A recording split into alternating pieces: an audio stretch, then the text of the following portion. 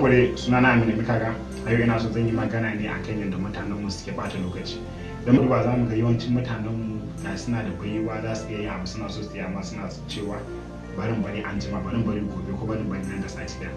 Wannan abin shine ya sa mutane da yawa ba sa cika burinsu abin da suke so su yi a rayuwa sai suka fi ba. Wannan an jima ko gobe ko next week yana zuwa ya zama har abada sai ka gaba ka yi shi ba. Ka zo kana yin da ka sani. Lokaci yana da tsada. Kada ka bar lokacin ka da farbansa. Idan ka san za ka yi abu kawai ka tashi a lokacin kai. Abin da ka san za ka yi yanzu za ka yi a yau kar ka tsaya kana cewa an jima ko gobe kawai ka tashi kai. In dai har ka san za ka yi.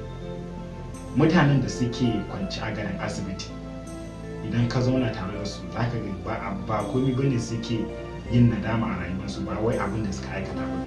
Suna nadama ne akan abin da ba su aikata ba akan abin da suke so su yi tun suna yara sun tsaya suna bata lokacin suna cewa nan da shekara ɗaya nan da wannan shine suke da su gashi yanzu su kansu a garin asibiti suna tare cikin lokacin su ya tabbara sai ya ba. Kada ka zama ɗaya daga cikin wannan. In kana so kai abu kai ka tashi kai kar ka tsaya kana neman dalilin da ya sa ba za ka yi ba. In dai har za ka iya ka tashi kai. Lokaci yana da tsada.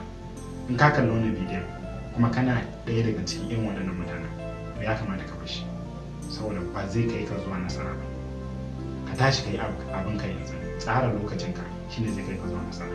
Lokaci yana da daraja, lokaci yana da amfani, haka kai ma kana da daraja kana da amfani. Za ka yi abin da kake so ka yi akan lokacinka. Kowa lokacin shi daban ne.